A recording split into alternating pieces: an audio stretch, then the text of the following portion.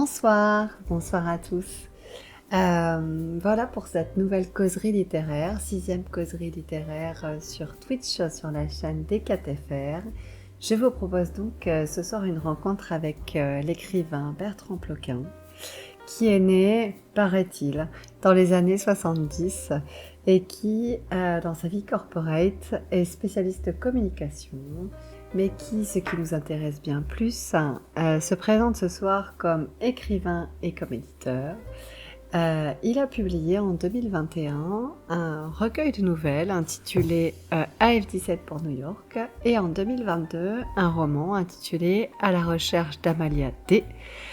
Il nous en parlera plus tout à l'heure. C'est un homme passionné par le cinéma et par les voyages.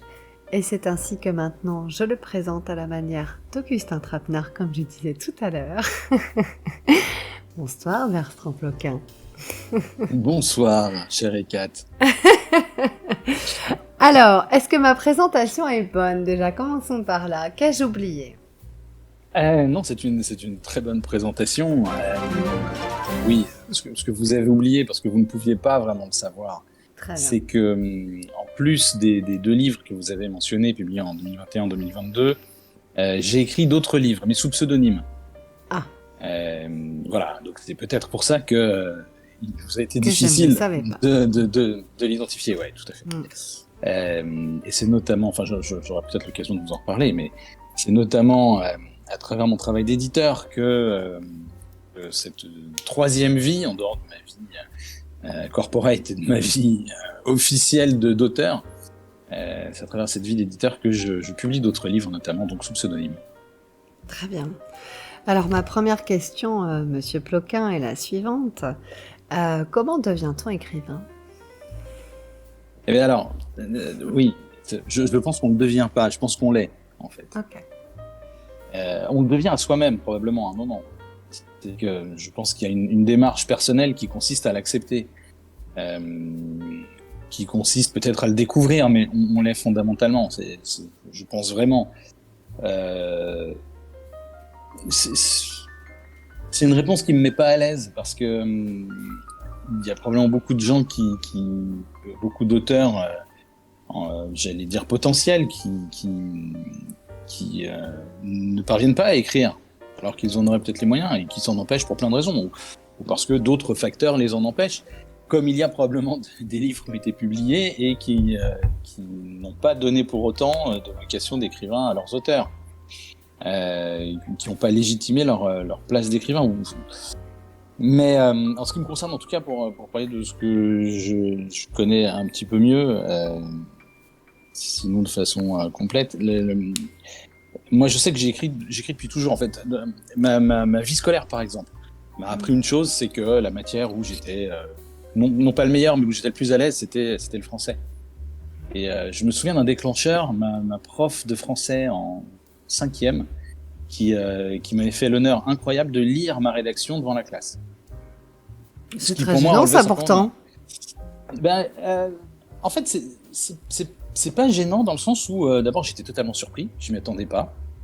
Et j'avais certainement pas réclamé ça. Mais moi, j'avais pris beaucoup de plaisir à écrire cette rédaction. Est-ce que vous vous souvenez du sujet? Ouais, tout à fait. C'était un souvenir de vacances. Il fallait que je raconte un souvenir de vacances, tout bêtement. Alors, le truc mais classique au possible des rédactions de collège. Mais en fait, je me souviens avoir vraiment pris beaucoup de plaisir à digresser, en fait. C'est-à-dire à raconter, plutôt que de parler. Ce que j'avais raconté, en fait, c'était le retour de vacances. Et notamment la route en voiture sous le soleil. Et j'ai des images très fortes de la lumière, des paysages. Et c'est bien ça que j'ai raconté. Donc je suis parti d'un souvenir et en fait je suis allé plus loin que le souvenir. Et moi ça m'a vraiment amusé justement d'aller plus loin que l'exercice. Et en allant plus loin que l'exercice et en découvrant ce plaisir d'écrire, plaisir que j'avais déjà expérimenté par le passé. Moi mes parents avaient une machine à écrire dans leur bureau et une vieille machine, et je devais avoir 10 ou 12 ans, je glissais des feuilles de Bristol et j'écrivais des histoires de Sherlock Holmes, alors qui tenaient sur une feuille de Bristol. Vous voyez, ça allait pas très loin comme enquête policière. Mais j'aimais bien cette idée. J'aimais bien à la fois l'idée de l'objet et l'idée de raconter une histoire. Enfin, comment dire, d'un point de vue la caresse intellectuelle sur mon cerveau, c'était tout à fait agréable, quoi. Et de la même façon, écrire cette rédaction, ça m'a beaucoup amusé. Donc, c'était pas un exercice difficile. Ce qui fait que quand cette enseignante a lu ma rédaction, j'étais très surpris parce que je voyais pas, entre guillemets, la récompense d'un effort surhumain. Ouais. Et j'ai pas eu le temps d'être gêné. J'étais surpris. Mais ce que ça m'a... Alors, j'étais surpris parce qu'elle avait choisi cette rédaction parce que ça lui semblait suffisamment intéressant pour le lire à la classe. Et j'étais surpris parce que moi, je pensais pas du tout qu'une rédaction puisse être à ce point intéressante pour être lue à la classe. La mienne ou une autre. D'ailleurs, au cours de cette année-là, elle a pas lu que mes rédactions. Elle a lu celles d'autres camarades de classe. Mais ce que ça m'a surtout permis de comprendre, c'est que, en effet, peut-être là, il y avait quelque chose à creuser, quelque chose de légitime, que je pouvais éventuellement creuser. En tout cas, que je pouvais m'autoriser à envisager comme une dimension un peu supérieure à moi-même. Ok. Donc je pense qu'on est écrivain depuis le début. En fait, je pense on a tous un appétit pour un art ou pour un autre ou pour une discipline, qu'elle soit sportive, qu'elle soit ludique, qu'elle soit stratégique ou économique, que sais-je. Il y a des domaines où on est meilleur que d'autres et des domaines où on prend plus de plaisir à produire quelque chose que d'autres. C'est important de les découvrir. C'est important de les cultiver, c'est important de les valoriser, d'aller les chercher. Et moi, j'ai eu cette chance que ça m'arrive assez tôt, finalement. Ok. Et est-ce que, au-delà de cet espace, j'ai envie de dire pédagogique, de la prof qui lit votre rédaction, etc., est-ce qu'il y a, là on est en 5e, est-ce qu'il y a des sources d'inspiration ? Je veux dire, est-ce qu'il y a des auteurs déjà qui font ce travail-là ? On en parlait tout à l'heure en off, on parlait de l'intrication, en fait. J'avais envie de dire de l'interaction, mais non, de l'intrication, c'est pur, c'est plus étroit encore entre l'écriture et la lecture. Donc, est-ce qu'il y a des auteurs qui vous ont servi de source d'inspiration déjà à cet âge-là, ou est-ce que c'est venu plus tard ? Enfin, voilà, au-delà de ce tremplin grâce à cette prof de français en 5e. Alors, pas à cet âge-là, en fait. C'est tout le mystère, justement, de l'écriture en ce qui me concerne, c'est que à cet âge-là, je lisais assez peu. J'aimais pas lire pour l'école. J'aimais pas les textes qu'on nous faisait lire. J'aimais pas le côté obligatoire. J'aimais pas le côté discipliné des textes imposés. Bonsoir Germain. Pardon ? Non, j'ai le chat en même temps qui me dit bonsoir, alors j'ai dit bonsoir Germain. Voilà, c'est tout. J'ai dit bonsoir aux gens qui arrivent. Ah, d'accord. C'est ça m'a beaucoup fait. Ça m'a surpris parce que c'est mon deuxième prénom, Germain, et c'était le prénom de mon mince. grand-père. Ah, c'est pour ça okay. Que j'ai... Très bien. J'ai cru entendre une voix venir d'ailleurs. Ouais, bah c'est moi. Me saluer, c'est mon grand-père. C'est Ekat qui... Voilà. C'est ça. Bon, dites-moi.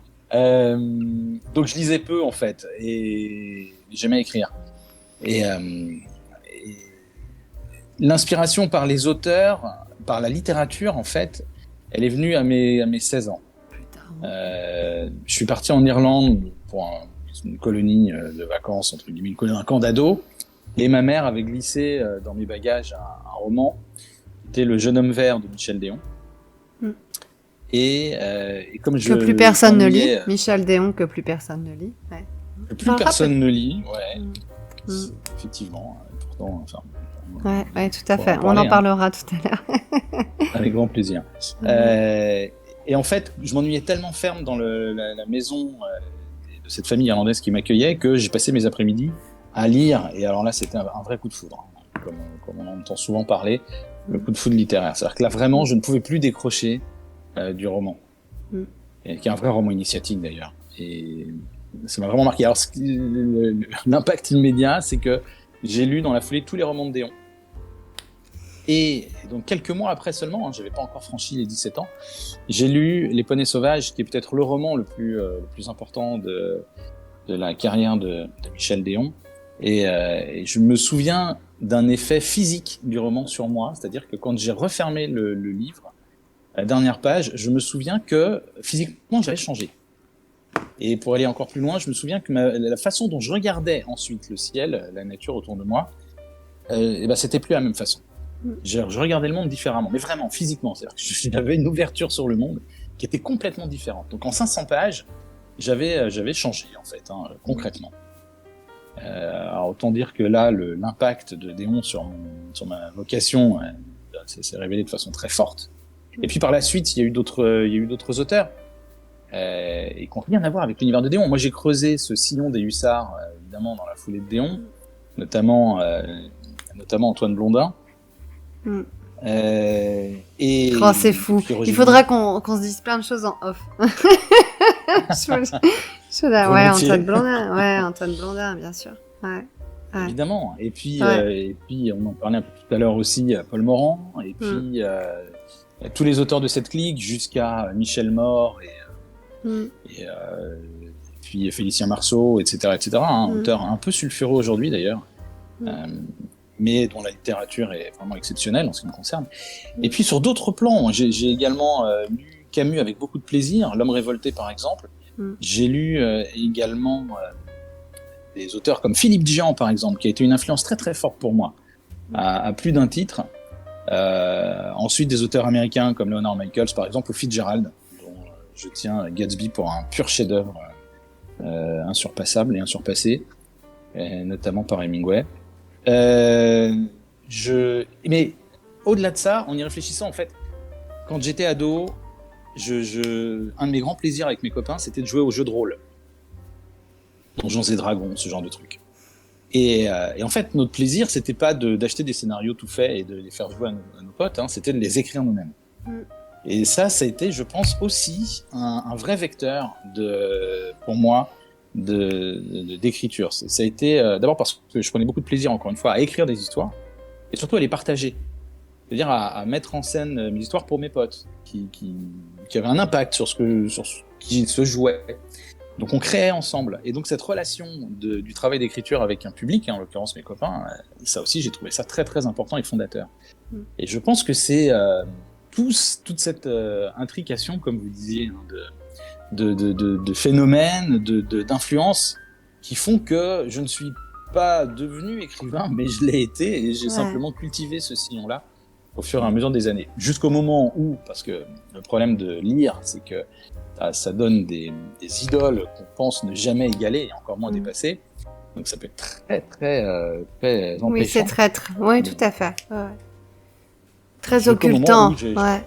Voilà, absolument. Ouais. Jusqu'au jour où j'ai accepté pour moi-même, puis par un certain lectorat et enfin par des éditeurs, d'endosser cette vocation.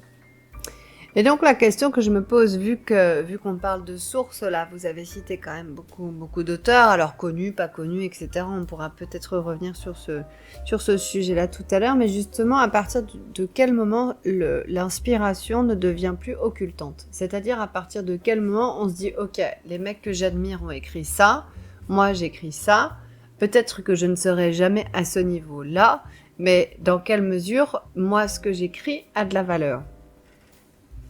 Comment on dépasse ce statut-là? Je vous pose la question aussi parce que moi, je ne l'ai pas dépassé, ce statut-là.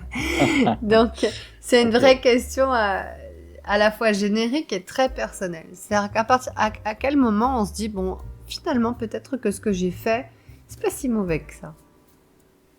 Alors, c'est qui le commandeur dont la statue vous empêche de progresser?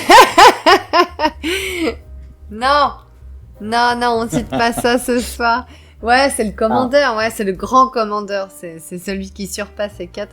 C'est la statue du commandeur de Don Juan de Molière. Bon, bref, mais oui, je sais pas. Qu'est-ce qui fait qu'à un moment donné, on s'échappe du commandeur de Molière, comme vous disiez tout à l'heure, et on se dit, bon bah ok, ils sont là, ils m'ont inspiré, mais finalement ce que je fais, ça peut servir aussi. Je pense que c'est grâce au lecteur en fait. C'est-à-dire que il y a plusieurs déclencheurs. Je saurais pas dire s'il y en a eu un pour moi. Je pense pas. Je pense que c'est au contraire le cumul qui fait que l'insurpassable en fait se disperse en mini surpassables. D'abord les lecteurs, c'est-à-dire que moi quand j'ai commencé à écrire pour moi-même, j'ai fait lire à mon entourage parce que encore une fois, pour moi écrire c'est surtout avoir une conversation. Et donc si j'écris que pour moi, ça m'intéresse peu. En revanche, écrire pour pouvoir chercher des gens avec qui je pourrais échanger, avec qui je pourrais partager, ça m'intéresse beaucoup. Et quand je faisais lire, j'ai commencé à faire lire autour de moi ce que j'écrivais, j'ai vu que ça marchait, il y avait quelque chose qui se passait, que c'était pas totalement stupide, totalement ridicule. Donc ça, c'est une première validation. Ça suffit pas, parce que quand vous commencez à écrire, vous vous rendez compte que tout le monde écrit, en fait. C'est pas totalement vrai, mais il y a beaucoup de gens qui écrivent. Donc, vous sortez pas particulièrement du lot. et ça ne donne pas forcément de légitimité. Je pense que ça, c'est un élément important. C'est-à-dire que on devient... Enfin, moi, en tout cas, écrire, c'est un vrai choix de vie, quelque part, à un moment. Et si c'est un vrai choix de vie, ça l'est aussi parce que vous affrontez quelque chose que d'autres ne peuvent pas encore affronter. Je dis bien encore. C'est pas définitif. Mais ça vous engage quelque part. Ça vous oblige, pour reprendre un mot un peu trop utilisé ces derniers temps. Mais ça donne une mission. Et derrière la mission, il y a une responsabilité. C'est le premier point. Le deuxième point, c'est que, comme je l'ai dit tout à l'heure, écrire est une conversation. Donc il y a un moment où vous voulez être en conversation aussi avec vos auteurs préférés. Par exemple, moi, Michel Déon, je suis allé le rencontrer en Irlande, chez lui. Et j'ai eu envie de maintenir cette conversation avec lui, donc je lui ai écrit. Et il m'a répondu. D'ailleurs, ça a commencé d'abord par une correspondance avant que j'aille le voir. Et je me suis dit que le meilleur moyen de correspondre avec lui, c'était pas simplement de lui écrire, c'était d'écrire en fait. Au-delà de ça, c'est de prendre les personnages les ambiances qui m'ont plu et d'essayer d'en faire quelque chose. Exactement comme un musicien s'inspire des morceaux qu'il aime pour en faire de nouvelles interprétations. Et ça permet d'abord de rendre hommage aux auteurs qu'on aime, un hommage bien modeste, parce que bien entendu c'est pas à la hauteur, mais ça permet aussi d'apprendre. Et en apprenant, on progresse. Puis un jour, vous envoyez votre texte à un auteur que vous aimez bien, et il vous dit « ouais, c'est pas mal ». Ouais. C'est ce que ça m'a fait avec Michel Mort, par exemple. Ok. Alors là, dans le chat, j'ai Germain qui m'a dit, Germain, mon modérateur, qui me dit perso, pas dans la littérature, mais dans la vulgarisation écrite de mon métier. Quand j'ai vu trop de contenu de faible niveau, je me suis dit, je peux faire au moins aussi bien, mais plus juste. Cette question de la justesse, elle est très intéressante. Et il y a le flot de l'histoire qui dit, bonjour Bertrand, alors vous connaissez peut-être, visiblement, mais bon voilà. Ouais, cette question de la justesse. Alors, quand vous me dites, ok, j'ai eu besoin de contacter. Alors moi, j'ai pas de peau pour ça parce que tous les auteurs sur lesquels je travaillais sont morts. Donc en fait, j'ai jamais eu de conversation. Alors j'ai eu une grande correspondance avec Annie Ernaux. J'ai beaucoup de lettres. Ouais, j'ai beaucoup de lettres. Quand je faisais ma thèse, comme je vous ai dit tout à l'heure en off, moi je travaillais sur les carnets d'écrivains. Et en fait, mon corpus était exclusivement masculin. Ce qui s'est avéré qu'en fait, en cherchant à travailler sur les supports, sur les cahiers et sur les carnets, il s'est avéré que les femmes, alors je ne veux pas du tout rentrer dans une conversation de genre, hein, mais il s'est avéré qu'en travaillant sur les carnets publiés en tous les cas, étaient davantage du côté masculin que du côté féminin. De fait, le seul type de texte que j'ai pu trouver et qui correspondait à mes critères de recherche, c'était le journal du dehors d'Annie Ernaux. Il y avait le journal Extime de Michel Tournier, voilà, et puis il y avait les carnets, comme on disait tout à l'heure, de Camus, de Sartre. Enfin bon, voilà, je vais pas parler de mon travail aujourd'hui parce que c'est pas l'enjeu. Mais en tout cas, voilà, Ernaux, j'ai entamé une conversation, une correspondance avec elle, voilà, et j'ai des échanges qui sont d'une simplicité folle et d'une beauté folle aussi, parce que je n'en revenais même pas de recevoir des courriers d'elle voilà, dans ma boîte aux lettres. Tu sais, c'était comme quand tu reçois des lettres d'amour. Enfin, c'est vraiment très étrange. Bref, mais du coup, voilà, ce contact, tu vois, avec l'écrivain que tu admires, moi, ça, je l'ai jamais eu parce que j'ai toujours travaillé ou sur des auteurs très problématiques. Hein, on parlait Tu m'as parlé des hussards, de Blondin. Alors, Blondin, il n'est pas problématique, mais pour Morand, il peut l'être un petit peu plus. Moi, j'ai beaucoup travaillé sur Henri de Monterland, qui est très problématique. Bon, voilà. Donc, si tu veux, voilà, ces correspondances-là, je les ai jamais eues. Mais qu'est-ce que ça... Enfin, tu l'as rencontré, du coup, en Irlande, et qu'est-ce qui s'est passé? T'as vu, je suis passée au-dessus d'un coup, hein. Ouais. Pardon. On peut repasser au vraiment, hein, je sais que c'est très... Non, ça me va bien. Et il se passe quoi avec Michel Déon? Je veux dire, t'écris, et puis à un moment donné, tu dis, allez, mon pote, et si on se voit? Comment ça se passe pour que cette étape soit franchie? Alors, c'est une histoire que j'aime beaucoup, en fait. Déon, j'ai toujours eu une crainte, c'est qu'il meure sans que moi, je sois sûr que quelqu'un lui ait dit à quel point il avait changé sa vie. Ouais. C'est-à-dire que je ne pouvais pas supporter l'idée qu'il ait jamais eu ce témoignage. Tellement il était important pour moi. Alors j'étais convaincu, bien entendu, qu'il avait changé la vie de plein de gens, puisqu'il avait changé la mienne. Mais je voulais être sûr de ça. Je voulais être sûr que quelqu'un au moins lui avait témoigné cette importance. Et donc, j'en ai parlé à un copain qui est écrivain aussi, écrivain beaucoup plus productif que moi d'ailleurs. Et il m'a dit, écoute, alors ça remonte à un moment. Hein. Il a regardé sur le Minitel, sur les pages jaunes internationales, et il a trouvé l'adresse de Michel Déon en Irlande. Oh putain.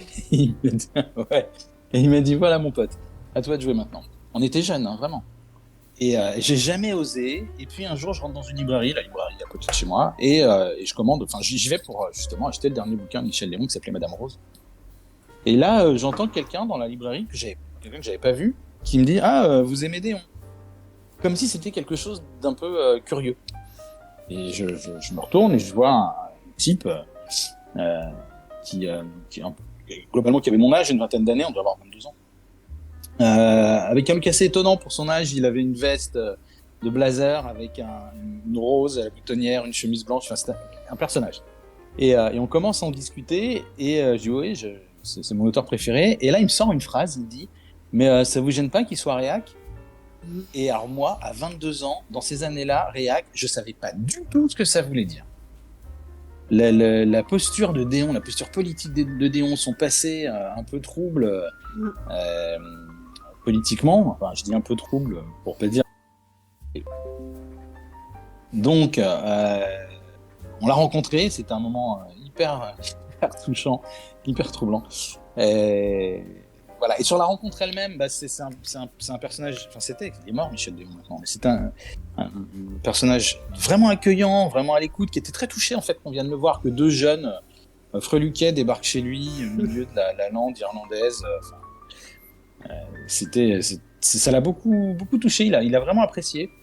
Et on l'a senti, on a partagé un whisky, son whisky préféré, on a fumé des cigarillos, enfin, il y avait quelque chose qui voulait pas que ça se termine.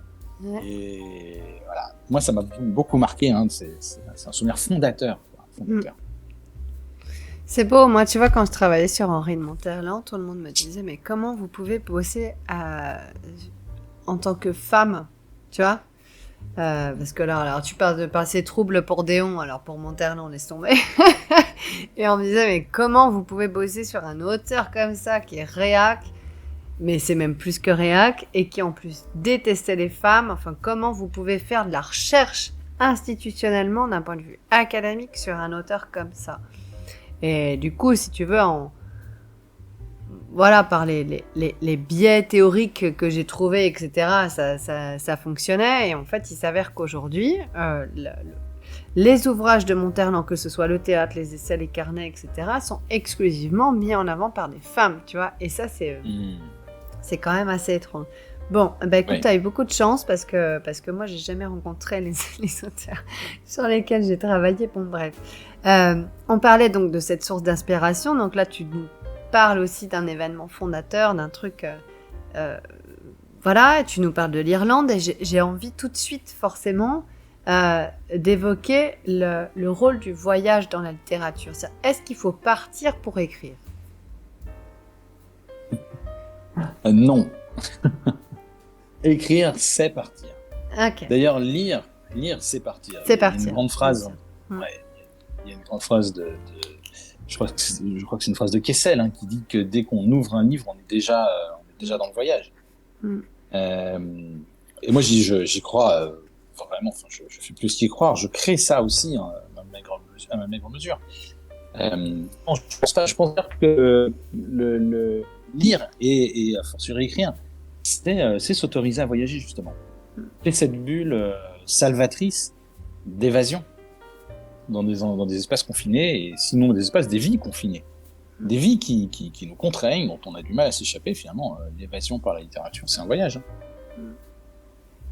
Donc il n'y a pas de voyage pour toi. Alors, je dis ça évidemment de manière tout à fait orientée, parce que ta maison d'édition, voilà, enfin, tu vois, elle porte à confusion, là, ces histoires jamais entendues, ces auteurs. Enfin, qu'est-ce qui se passe avec ça? On part au Népal, me semble-t-il, on part au Brésil, on part, voilà. Donc, est-ce qu'on part ou est-ce qu'on part pas? Est-ce que c'est le, tu sais, c'est le Nicolas Bouvier, là, tu sais, c'est ça. Est-ce que c'est voyage, c'est ça, autour de ma chambre, et autour de sa chambre. Ouais, c'est ça. Est-ce que ce sont de vrais voyages, ou est-ce que ce sont des voyages imaginaires? Enfin, comment ça se passe? T'as vu, je te piège, genre je t'avais pas donné les questions avant, mais je suis désolée. Non, mais t'as raison, c'est tout le jeu, en fait, c'est tout le jeu littéraire. Mais c'est pas que le jeu littéraire, c'est un jeu très sérieux. C'est-à-dire que cette maison d'édition, en l'occurrence, elle est née d'un vrai voyage. Même elle est née d'une douzaine de vrais voyages dans un seul pays qui est l'Irlande.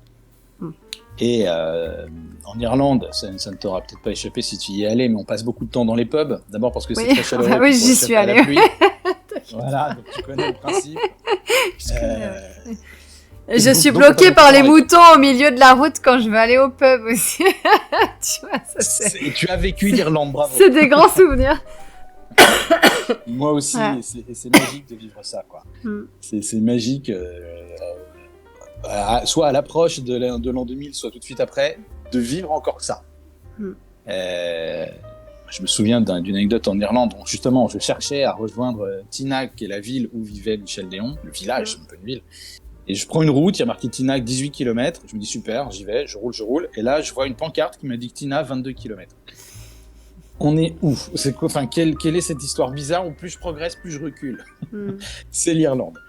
Bref, j'ai vécu beaucoup d'histoires en Irlande, en fait, beaucoup d'émotions surtout, plus que des histoires. Et à un moment, ça m'a beaucoup intéressé de les écrire, en fait, c'est-à-dire d'en faire quelque chose, de les transformer, de les sublimer quelque part, en tout cas de les incarner dans un carnet. Et je les ai écrites maladroitement, et puis à l'époque j'étais libraire, je bossais en Fnac, j'ai une librairie à la Fnac.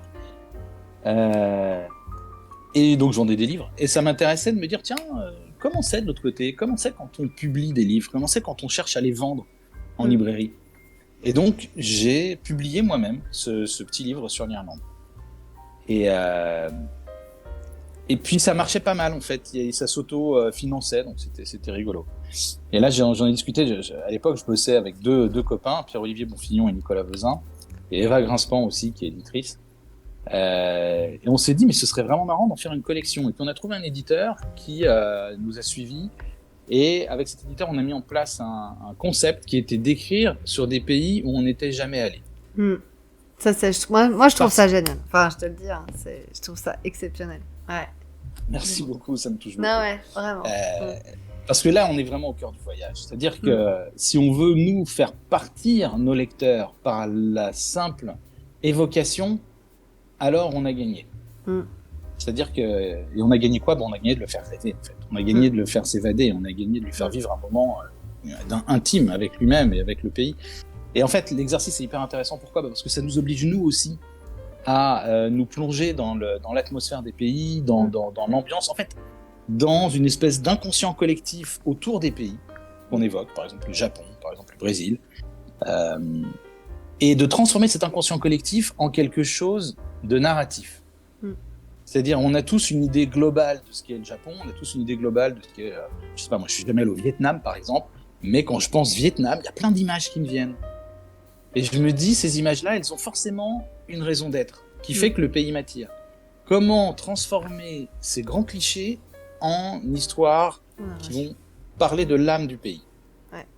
Et si moi, ça me fait rêver quand je l'écris, alors il y a une chance que ça fasse rêver quelqu'un qui le lira. Voilà comment on a créé cette collection. Et dans cette mesure, quelle est la part justement dans ton imaginaire quand ces écrits sont produits du cinéma ou de l'image cette fois-ci qui n'est plus l'image, tu vois, là. Parce que moi tu me parles du Vietnam, alors moi je suis une fan des films sur la carte du Vietnam. Donc la question, ouais, tu vois, je suis quelqu'un d'un peu spécial hein, quand même. Donc la question c'est cet imaginaire-là, comment tu le construis, tu vois? Tu me dis, voilà, on parle du Vietnam, forcément j'ai un imaginaire. Mais cet imaginaire, comment tu l'as construit? Tu l'as construit par des lectures, tu l'as construit aussi, j'imagine, par quelque chose qui est de l'ordre de l'image, c'est-à-dire du cinématographique ou pas du tout? Moi, tu me parles du Vietnam, je pense à Robert De Niro, je pense à Apocalypse Now, je pense à... Enfin, tu vois, je pense pas à bouquin. Tu vois, tu me demandes de citer aujourd'hui un auteur vietnamien, je suis absolument incapable de le faire. En revanche, je peux te faire voilà, une liste... de 10 films sur le pays. Alors du coup, comment ça se construit pour que ça devienne assez... Alors j'ai pas envie de dire le mot réaliste, mais pour que ça devienne assez nourri pour que ça devienne crédible. Alors, ouais. Tu dis Vietnam, moi j'entends Indochine en fait. Et Alors, si tu me dis Indochine, je pense Marguerite Duras, du coup, tu vois, on n'est pas dans les... Alors, ouais, absolument. Moi, je vais penser Schoendorfer, mais oui. Ok. On va être... Mais malgré tout, il y a une continuité, bien sûr. Donc, je pense que je serais incapable d'écrire sur un pays qui, a priori, ne m'attire pas. Par exemple, je t'entends, Amki. Je t'entends, Amki. Bonjour, Amki. Bonjour d'être là. Je pense groupe de musique. Pour Vietnam, Amki, tu penses groupe de musique? Alors, il faut que tu nous dises là, pour le coup. Hein. Ouais. Dis-nous. Je t'écoute, Bertrand. Pardon. Donc, je serais incapable d'écrire sur des pays qui ne m'attirent pas. Ouais. Il a donné des références de ton... Il a donné Indochine parce qu'il...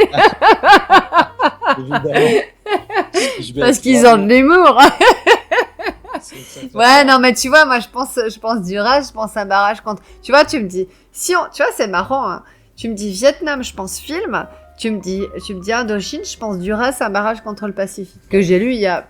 mais laisse tomber, que j'ai lu il y a des milliers d'années. Alors que pourtant, c'est... Enfin, je veux dire, c'est la même chose. Mais tu vois, Enfin bon, voilà. Ouais. Je te laisse. Mais c'est très...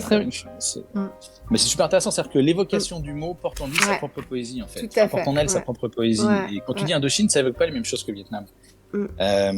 Tu dis, par exemple, je dis Berlin, ça évoque pas la même chose que Allemagne. Ouais. Il y a quelque chose là qui est très inspirant, en fait. Et moi, tout mon travail va consister à aller explorer ça dans mon propre dans mon propre imaginaire, c'est-à-dire là par exemple on va sortir un livre là sur Venise. Alors le concept a un peu changé, on finit par écrire sur des pays ou des villes où on est allé, en l'occurrence Venise. Là je travaille sur New York par exemple, où j'ai eu l'occasion d'aller. Qu'est-ce qui à New York m'intéresse à raconter, qu'est-ce qui m'intéresse de traduire, mais pas en tant que guide touristique, pas en tant que récit de voyage, mais en tant qu'histoire qui raconte l'âme du pays. Donc, il faut que j'ai un appétit pour le pays, pour la ville. Si je n'ai rien à en dire ou si ça m'intéresse pas, je vais pas transmettre le plaisir d'y aller. Tu vois ? Donc, la première étape, c'est d'avoir envie. C'est que le pays t'inspire, je pense. Ensuite, c'est un vrai bonheur que d'aller chercher des références, d'aller regarder sur des cartes. Moi, j'adore aller sur Google Maps quand je travaille sur Venise, par exemple. C'est génial. Ou d'aller chercher chez des auteurs vénitiens. Par exemple, j'ai relu mon Corto Maltese à Venise parce que j'en avais un super souvenir. Je suis allé voir l'expo qu'il y a eu à Paris, justement, à Bastille, sur Venise, et ça m'a donné beaucoup d'inspiration. Donc il y a tout ce travail qui va alimenter en fait mon imaginaire, qui va faire naître des histoires. Et si à un moment il y a quelque chose dans ma tête qui tilte, qui dit ah ouais, ça c'est cool, j'aimerais bien qu'on me raconte cette histoire, alors c'est bon, je la raconte. Et du coup, ça veut dire que Et tu mélanges à la fois ton imaginaire et les textes que tu lis à ce sujet. Tu vois ce que je veux dire? Il les y a une textes. sorte de magma là, enfin, je sais pas comment dire ça, hein, parce que moi, je te l'ai dit tout à l'heure, mon truc, c'est la création littéraire, en fait. Donc, ça veut dire que tu as une part de jeu, tu vois, une part de toi, en fait, hein, voilà. Le fait que tu y sois allé peut-être une fois, deux fois, trois fois, donc tu as une sorte de noyau autobiographique, j'ai envie de dire, sur lequel va se greffer à la fois une part de lecture, à la fois une part de clichés, à la fois une part de ce qu'on t'a raconté, enfin, tu vois. C'est-à-dire qu'il va y avoir ce truc-là qui va grossir, grossir, grossir, et qui, une fois qu'il sera... tu sais, c'est la fameuse innutrition de Rabelais, là, tu vois, que ce sera avalé, digéré, vomi, enfin, je sais pas comment dire ça, enfin, tu vois, qu'il y aura tout ce travail de... Voilà, de l'esprit, en fait, hein, qui va permettre de fondre les choses... les unes avec les autres et qui va te permettre ensuite de tirer en fait ton récit à la fin et qui va faire cette chose qui va être ton texte, quoi. Je sais pas. Alors, si, je suis d'accord, et c'est là que le cinéma joue son rôle, entre guillemets. Parce que le cinéma, c'est de l'image, c'est de l'émotion. Pour moi, le cinéma, c'est d'abord de l'image. C'est-à-dire qu'il peut y avoir des histoires, certes, mais comme disait Céline, hein, tu ouvres le journal des histoires, t'en as plein les pages, quoi. En revanche, l'émotion, et la force du cinéma, c'est justement de transmettre quelque chose qui ne sera pas forcément dit, mais qui va provoquer par la mise en scène, par les situations, par les mouvements, par de l'émotion, en fait. Mais c'est la première étape. C'est-à-dire que pour moi, la première étape, elle est effectivement de m'immerger dans cet inconscient qui est propre au pays, dans cette ambiance propre au pays, ambiance d'un pays où je suis jamais allé, hein, par exemple. Quand j'ai écrit sur le Japon, j'y étais jamais allé, mais pourtant j'avais un vrai goût pour le pays, j'en connaissais déjà pas mal. Et puis surtout, ça c'est la première étape, et la deuxième étape, pour moi, elle est fondamentale, et c'est pour ça que je pense que je ne suis pas devenu, mais que j'étais déjà écrivain, c'est que j'attends qu'il y ait une voix. Et quand on parle de quelque chose de juste, c'est là pour moi que ça se joue. C'est-à-dire qu'il y a une voix qui résonne en moi et qui raconte l'histoire. Et si cette voix est juste, alors je vais écrire. D'ailleurs, je le sens quand j'écris. Est-ce que c'est en cohérence, en résonance avec cette voix que j'entends ou pas? C'est mon côté Jeanne d'Arc. Il y a Ohamki qui dit « Alors j'arrive comme un cheveu au milieu de la soupe, mais si j'ai bien compris, votre travail est de mettre en avant la culture d'une ville ou d'un pays, issu de voyages et parcours personnels, et également des impressions et du ressenti populaire. » Alors c'est plus... Ouais, c'est ça, et en même temps... C'est surtout la deuxième partie, en fait. Ouais, c'est ça. C'est-à-dire que, parce que tu vois, quand il dit issu de voyages et de parcours personnels, non, en fait, il y a aussi la partie, je suis capable, à partir des clichés, alors je prends de gros guillemets, hein, que j'ai, ou des visions, ou de la vue, ou des images que j'ai sur un espace. Alors là, j'utilise pas le terme d'espace au sens de Pérec, hein, mais tu vois, espace géographique, là, pour le coup, au sens de Julien Gracq. Hein. Désolée, je fais ma littéraire, je balance plein de références. La forme d'une ville. Oui, je suis fan. Attends, Julien Gracq, c'est mon idole. Voilà. Et à partir de ce moment-là, en fait, tu greffes cet imaginaire avec, voilà, comme tu disais, des images, des ressentis, etc. Et puis, la cerise sur le gâteau, entre guillemets, c'est que tes ressentis, tu les écris, et après, si tu y vas, ça se cale, ou ça se calque, ou ça ne... Et est-ce qu'il est déjà arrivé, je pense, je sais pas, New York, Japon, etc., est-ce qu'il est déjà arrivé que tu écrives sur une ville, tu vois, ou sur un espace géographique particulier, sans y être allé, et que, en fait, tu t'y rendes après, et que ça ne coïncide plus avec ce que tu avais écrit. Est-ce que c'est arrivé, ça? Alors, c'est arrivé dans une certaine mesure avec le Japon. Moi, j'ai une petite fille de 12 ans qui est fan du Japon. Elle est fan du Japon à travers les mangas et les animés. Et elle commence à parler japonais, elle prend des cours, etc. Et elle voulait absolument aller au Japon. Et à cause du Covid, je n'avais pu l'emmener jusqu'à cette année. Donc, on est allé il y a un mois, à peu près un gros mois. Et on est resté à Tokyo. Et là, effectivement, j'avais un peu d'appréhension. C'est-à-dire que moi, j'avais écrit sur Tokyo notamment. Et j'avais peur de me trahir moi-même quelque part. Alors je me suis pas trahi, mais je me suis dit, en fait, t'as pas assez bossé, quoi. T'es pas allé assez loin. Ce que j'ai dit me paraissait pas incohérent, mais en fait, il y a tellement de choses sur place qui auraient pu rendre mes histoires encore plus vraies que ça m'a fait évoluer un peu sur le concept. C'est-à-dire que je refuse pas l'exercice que j'adore d'écrire sur des pays où je suis pas allé et d'essayer d'en transcrire, d'en transmettre l'âme, en tout cas cet inconscient collectif qui fait que on a le sentiment d'être sur place alors qu'on n'y est pas. Mais je me suis dit, ok, en fait, aller quand même sur place, c'est bien parce que ça permet aussi de rapporter plein d'éléments qui vont être encore plus vrais, en fait, encore plus, qui vont impliquer encore plus le lecteur dans le voyage. Donc j'ai pas encore eu la chance d'être, enfin j'ai la chance de pas avoir encore été totalement déçu par ce que j'avais fait, hein, en dehors de ce que je lis, qui est pas de moi et qui est vachement mieux que ce que je fais moi, mais sur un pays en particulier, non pas encore. Par exemple, j'adorerais aller au Brésil, je suis jamais allé, c'est un pays que j'adore. Je sais pas si en mettant les pieds à Rio, je vais pas avoir un choc qui va me dire tu t'es complètement planté. Ma chance, c'est que les lecteurs, pour l'instant, me renvoient pas ça. Ok. Mais j'ai trop peu de lecteurs pour que ce soit fiable. Mais ça va venir, ça. Alors. Écoute, grâce à toi et cette émission. Ça, bah oui, au moins. Tu vois, tu parlais tout à l'heure de maigre lecteur, ben moi je te parle de maigre. Non, mais c'est pas grave, on se rend compte, c'est le principal. On a parlé des sources, on a parlé de cette sorte de être ou devenir écrivain, est-ce qu'on est écrivain ou est-ce qu'on le devient, etc. Moi, j'ai aussi une question sur le. Je sais pas comment dire ça. Alors, je t'avoue que j'ai envie de parler surtout d'AF17 pour New York que j'ai lu. Tu vois, alors, j'ai un problème. Ça se présente comme un recueil de nouvelles. Enfin, oui. Ah, on est d'accord. Ok, bon. On est d'accord. Sauf que quand je l'ai lu, je me suis dit, c'est pas un recueil. Alors là, je vais rentrer dans les trucs théoriques. Tu peux me dire, fuck, on passe à une autre question. Hein. Tu vois, t'as un joker hein, dans la soirée, t'as un joker. Voilà. Quand j'ai lu ce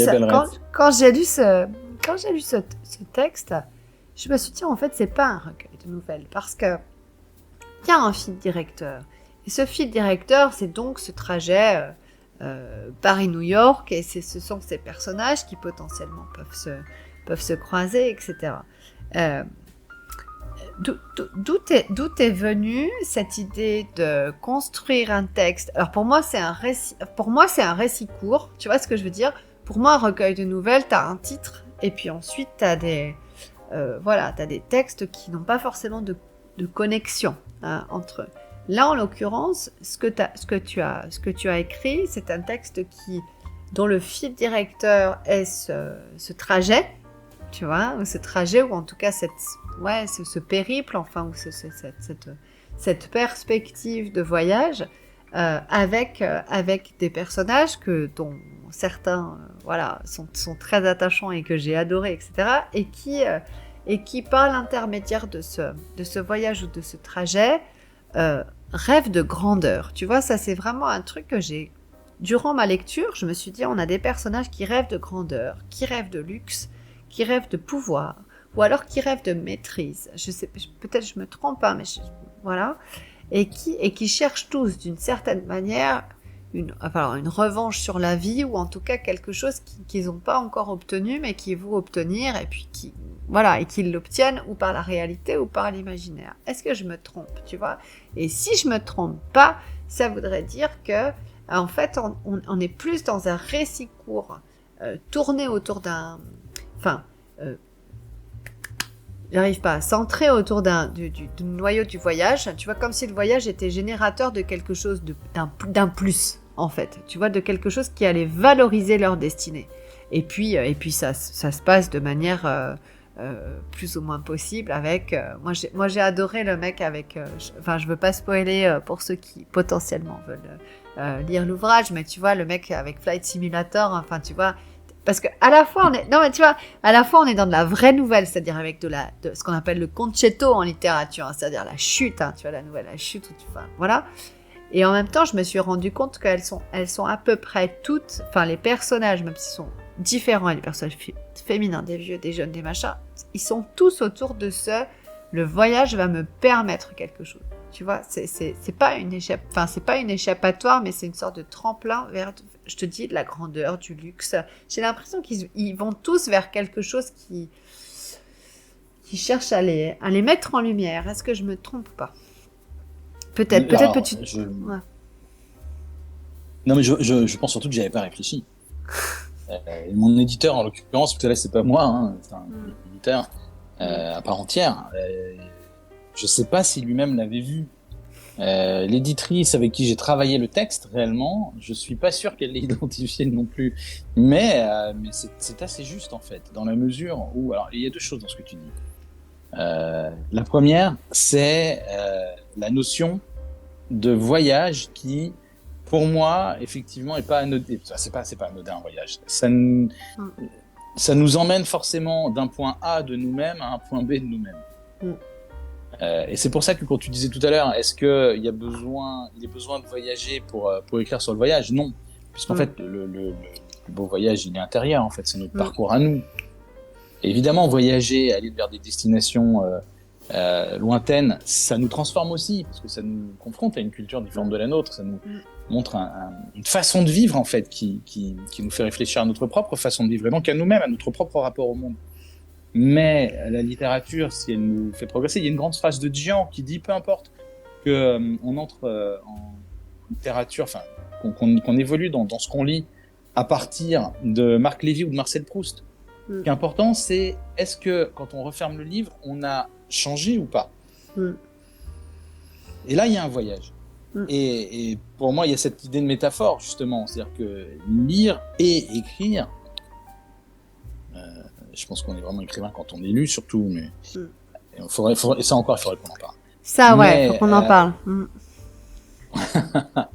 Aussi. Je pense que le voyage, il est surtout là, en fait. Et peut-être particulièrement à New York. Et le deuxième point, c'est donc c'est une trajectoire. C'est-à-dire que le voyage, c'est pas la destination, c'est le trajet. Pour moi. Je repense à Déon qui regrettait lui que aujourd'hui les avions aillent si vite parce que ça lui faisait perdre le goût justement du voyage, du trajet en tant que tel. Finalement, on prend l'avion pour aller à New York comme on prendrait le métro quelque part. Ça devient anodin, ça devient quelque chose de facile, ça devient quelque chose qui n'est plus extraordinaire. Alors que moi, prendre l'avion, ça me fascine littéralement. Mais pas pour tes personnages, justement. Je l'ai peut-être pas traduit comme ça pour les personnages de ce recueil, effectivement. Reste que moi, ça me fascine. Mais l'autre point, c'est la grandeur. Je pense que là, c'est lié à New York. C'est-à-dire que je voulais que ce recueil, s'il s'appelle AF-17 pour New York, alors ça ne puisse se passer que parce que c'est New York. Et si j'avais écrit AF-125 pour Rio, j'aurais pas eu du tout les mêmes histoires. Et je pense que dans mon imaginaire à moi, New York a cette idée de grandeur. C'est, tu connais la chanson, hein, c'est New York, New York, if I can make it there and make it anywhere, quoi. Si j'arrive à réussir là, alors le monde est à moi, quoi. Je réussirai n'importe où dans le monde. Donc New York est lié à cette idée de grandeur. Pour moi, New York est aussi lié à une idée de décadence. Grâce à Camus notamment, enfin grâce, ou en tout cas en écho avec Camus, en écho avec Henry Miller, en écho avec ces auteurs un peu critiques. Mais il y a en tout cas, tu as raison, cette idée de grandeur. Alors moi, je l'avais pas vue, mais je crois que c'est là, tu as raison. Ouais. Je crois. Il y a OMK qui dit « Je veux prolonger un peu la question précédente car une question me vient en tête vis-à-vis de ça. Comment sont perçus ces écrits par les personnes issues de ces pays ?» C'est-à-dire, est-ce que tu as eu des Japonais qui ont lu ton ouvrage? Est-ce que tu as eu de retours comme ça sur des Irlandais qui ont eu ton ouvrage sur l'Irlande? Enfin, tu vois, est-ce que tu as eu cette confrontation, en quelque sorte, entre ton imaginaire de l'Irlande et l'Irlandais qui va potentiellement te dire non, mon pays c'est pas ça, ou ma vision de mon pays c'est pas ça? Non. Je crois que je veux éviter ça. Ok, ouais. Non, oui, c'est mais pas parce vrai, que... je veux pas l'éviter, mais... Vas-y. Mais parce que ce sont deux choses différentes peut-être. Peut-être parce qu'il y a comme on disait tout à l'heure, il y a l'imaginaire d'un lieu et le vécu d'un lieu. Enfin, moi, pour le coup, je veux pas répondre à ta place, mais peut-être que je vais le faire quand même. Peut-être que je vais le faire quand même. Mais, idée. Ouais, tu vois, je pas. C'est quoi que je réponde à ta place? Non, mais tu vois, je pense qu'il y a potentiellement l'imaginaire du lieu, c'est-à-dire quelque chose qui est construit. Tu vois ce que je veux dire? Que tu construis avec tes références X ou Y, voilà, qui peuvent même être une construction liée à un vécu, mais un vécu ponctuel dans la vie. Alors moi, pour le coup, l'Irlande, je peux t'en parler parce que j'ai vécu des trucs là-bas. Enfin, je pense que c'est pas du tout, du tout raisonnable que j'en parle ce soir, mais bon, bref. Tu vois, c'est un pays que je connais bien pour des milliers de raisons. Tu sais que moi, je suis une spécialiste du tin whistle. Hein, tu vois. Bon, bref. Et du bodhrán et tout ça. Ouais, putain. Bah, moi, j'ai joué Tin du whistle. bodhrán aussi. Ah là là, mais laisse tomber. Bon, Ouais. moi, j'ai plein de trucs à te raconter, mais on fera ça en off. Et voilà, donc l'Irlande, voilà, c'est un pays que je connais bien. Et du coup, c'est vrai qu'après, t'as la construction dans la vision et t'as le vécu. Et je pense que c'est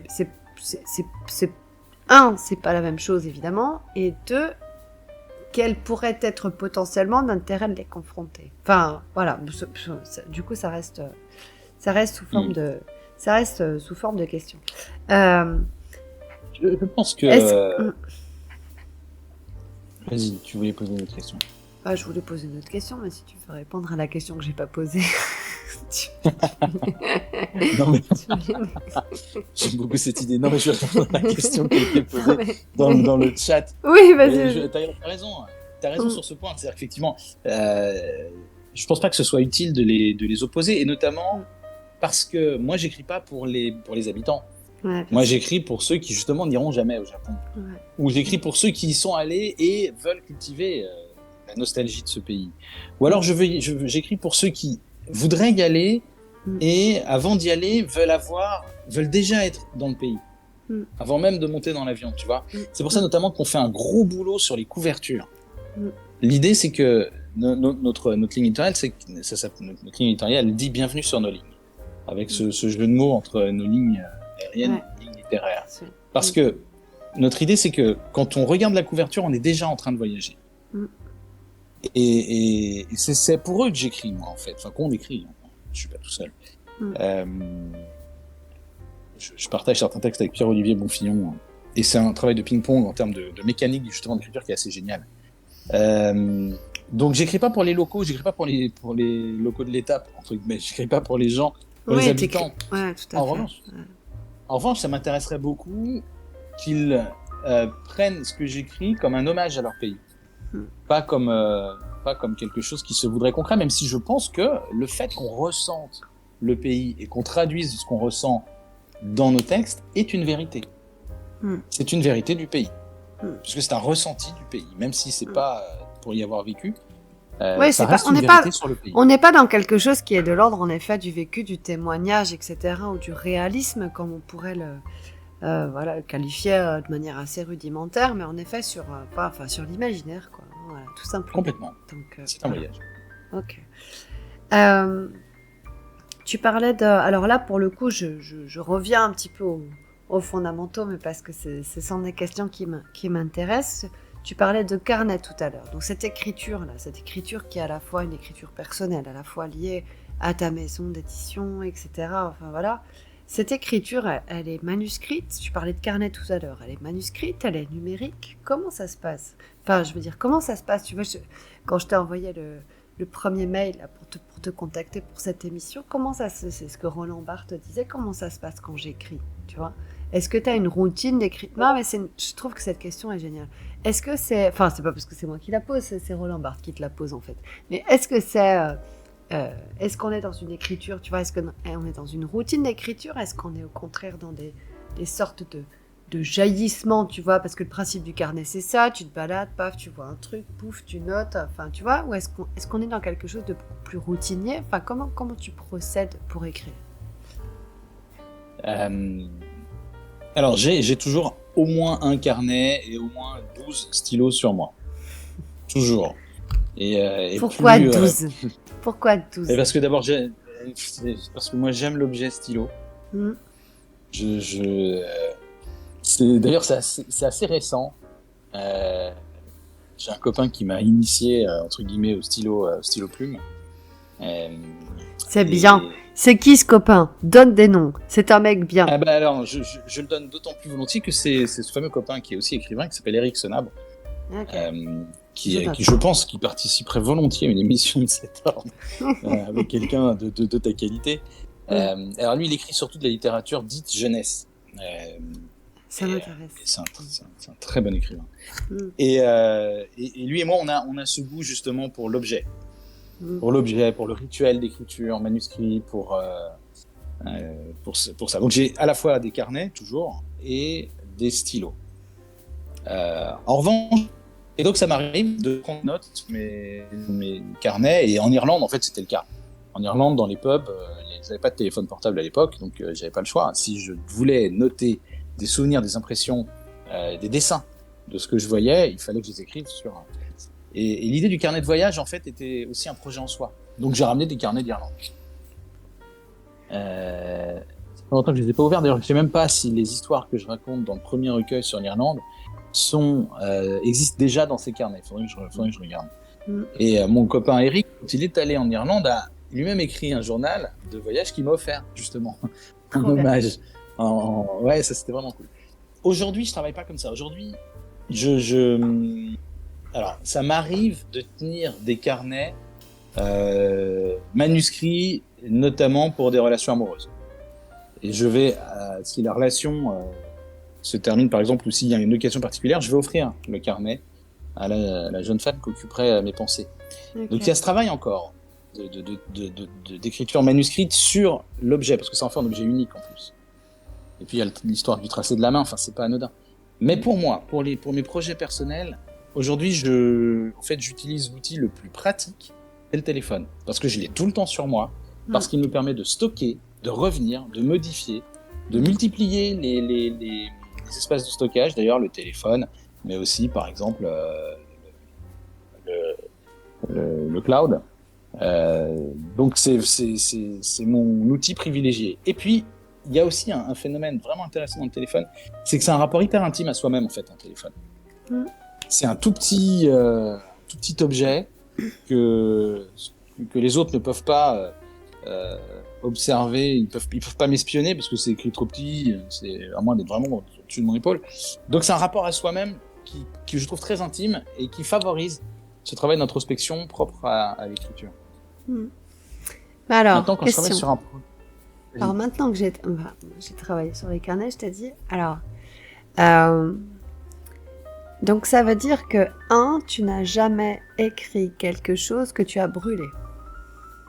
Enfin, je veux dire. Ouais.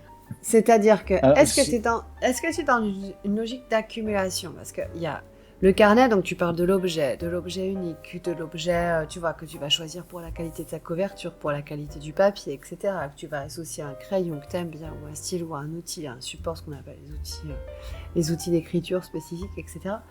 Donc, est-ce que ça veut dire que dans ta carrière d'écrivain, à un moment donné, tu t'es jamais dit, ça, je veux le supprimer. Tu vois, ça, je veux... Le bonheur cathartique, tu vois, de te dire, ok, je l'ai écrit, ok, c'est un moment de ma vie, ok, ça a été un moment un peu perso, machin, etc. Paf, je le fous au feu et ça disparaît. Donc ça n'a... Si t'es sur le téléphone, tu peux pas faire ça. Enfin, tu peux le supprimer numériquement, bien sûr, mais est-ce que ce moment cathartique de la suppression, tu l'as déjà vécu ou jamais? Non, jamais. Non, tu parles d'accumulation. Là, tu vois, je suis en voyage professionnel, je bosse 3 bouquins. Hein. Donc, d'ailleurs, il y en a un que je te dois, entre guillemets, c'est celui-là. Ah oui, très bien. Oh bah ça, si tu savais. C'est le parler, ça m'a donné envie. C'est le premier bouquin de Laetitia Albert que j'ai lu, La puissance des mouches. Ouais, ok. Donc j'accumule même quand j'ai pas le temps de lire. Attends. Je vais te dire autre chose. Regarde, puisqu'on échange des... Est-ce que tu vois ça? Attends, mais non, je vois parce que c'est son dernier. Attends, bouge pas. C'est son dernier. C'est son dernier. C'est son dernier. Il paraît qu'il est exceptionnel. Tu vois, il est sous ma main là. T'as vu, je l'ai sorti très vite. Irréfutable essai de successologie. Voilà, Laetitia Albert, c'est quelqu'un... Moi, j'aime beaucoup. Alors, on va peut-être... Enfin, je sais que ça fait déjà longtemps qu'on discute, mais je voudrais quand même te poser la question aussi après, sur la question de l'humour ou du comique ou du pain sans rire dans la littérature, parce que d'après ce que j'ai compris, tu vois, dans ta description, alors tu vois, j'ai cherché, tu m'as dit oui, je suis d'accord pour que tu me présentes, etc.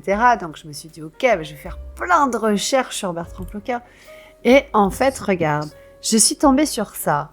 Alors, discutons-en. Bertrand est un pain sans rire de bon goût. Venant de l'univers de la communication, il est tombé en littérature où s'y est-il élevé naturellement, bâtissant des atmosphères inspirées, blablabla. Mais c'est le pain sans rire de bon goût, moi, que j'ai gardé. Qu'est-ce que c'est? C'est toi, j'imagine. Un pain sans rire de bon goût, qu'est-ce que c'est?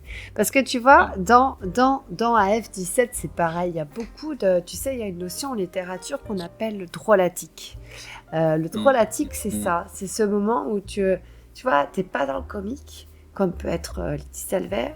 T'es pas non plus dans le sarcastique, comme peut être voilà, des auteurs sur lesquels je travaille comme auteur, etc. C'est cette sorte d'entre-deux où tu fais de l'humour, mais tu vas pas jusqu'au bout. Tu vois ce que je veux dire? Bon, la nouvelle permet ça parce que... Alors, ça veut pas dire que tu n'étais pas un comique jusqu'au bout, c'est pas ce que je suis en train de dire. Mais, voilà. Mais quand je pense à Letty Salver, enfin, tu vois, quand je te parle de Letty Salver, moi, c'est une gonzesse, j'ai jamais autant ri. Alors, j'ai d'autres auteurs qui me font beaucoup rire. Et c'est rare que je ris parce que c'est pas dans ma nature. Mais voilà. Et quand j'ai lu à F17, il y a eu vraiment... là, pour le coup, je pense à cette petite qui se prend pour une super-héroïne, etc. Et là, j'ai beaucoup ri. J'ai vraiment beaucoup ri dans cet espace-là, tu vois. Donc, qu'est-ce que c'est un pain sans rire de bon goût? Mais c'est pas moi qui ai écrit ça. Merde, jamais c'est j'aurais... vrai. C'est partout, Bertrand, c'est partout. C'est ton image. Alors explique-moi. Le travail d'immodestie de d'écrire ça. Non, alors, du coup, mais il y a quand même beaucoup d'humour dans tes textes. Il y a quand même beaucoup d'humour dans tes textes. Il y a quand même une envie de faire rire ton lecteur. Vrai ou faux? Oui, clairement, ouais. Très, très clairement, bien sûr. Oui, il y a ça tout à fait. Et je suis ravi que ça t'ait fait rire. Je suis ravi que t'aies saisi le second degré de certains textes ou les chutes. Tant mieux, vraiment, pour moi, ça c'est un vrai compliment. Après, les textes que je lis, ça dépend. Tu vois, par exemple, il y a un texte qui est très important pour moi dans ma deuxième partie de ma vie de lecteur. C'est-à-dire, une fois que j'ai consommé tout Déon et que j'ai eu besoin d'aller me brûler à d'autres feux, il y a eu notamment Leonard Michaels. Et chez Leonard Michaels, il y a un texte que j'adore qui s'appelle Le Club. Que je connais pas. Et Le Club, c'est hyper drôle. Mais c'est drôle pourquoi? Parce que justement, ça met en scène un décalage entre la tragédie et l'humour. C'est pas drôle pour être drôle, en fait. C'est drôle parce que le reste est absolument tragique. Et ça, pour moi, ça fait sens. Il y a une vraie valeur. Des textes qui ne voudraient être que drôles, par exemple, j'ai beaucoup de mal avec, je l'avoue, avec Fabrice Caro. Fab Caro, je trouve que c'est super drôle. Vraiment, c'est très très drôle. Mais lui, en l'occurrence, je regrette qu'il affronte pas davantage. Je regrette que l'humour soit une fin en soi. Tu vois, et pas juste et que ce soit pas une élégance, en fait, que ce soit pas une politesse, que ce soit au contraire une finalité. Et pour le coup, je trouve ça moins intéressant. Ok. Après, de bon goût, ça. Quels sont les avantages de la forme courte? Si t'es dans le carnet, alors t'es passé du carnet de la nouvelle au roman, en fait. Donc là, on est dans une logique d'expansion, j'ai l'impression, tu vois, qui est peut-être du coup dans une logique. Qu'est-ce qu'il y a? Je pose pas les bonnes questions. Une logique d'expansion, qui est peut-être une logique aussi de légitimation. Enfin, je sais pas comment dire ça, mais comment on passe de la forme courte, tu vois, à la forme longue? Alors, on passe de la forme courte à la forme longue par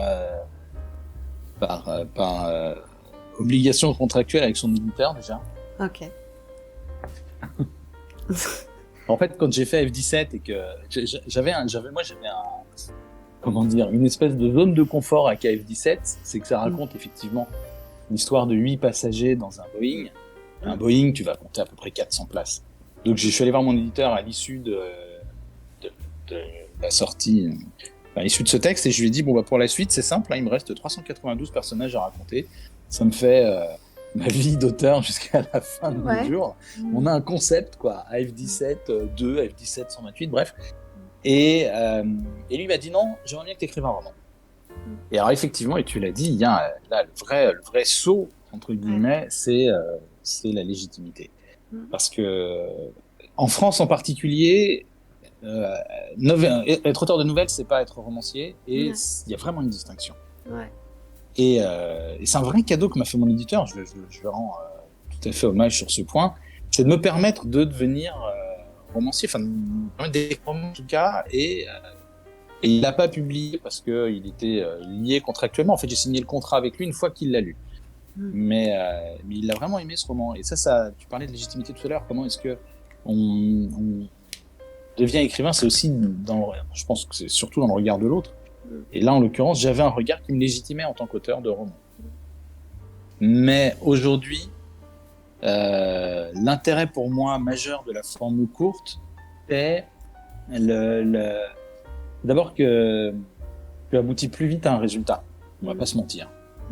C'est-à-dire que aujourd'hui, je peux écrire une nouvelle, allez, je l'écris une fois qu'elle est bien mûrie, qu'elle est un peu gorgée, je peux l'écrire et je la termine dans l'après-midi ou au pire le lendemain, dans son premier jet. Après, je la laisse reposer, je la retravaille une fois, 2 fois, je la fais lire, mais ça va assez vite. C'est-à-dire qu'en 4 jours de travail, à peu près, j'obtiens quelque chose d'à peu près honnête.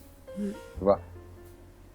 Si je veux écrire un recueil, c'est des marqueurs temporels qui sont hyper importants, parce que je vois que j'avance. Un roman, c'est une montagne.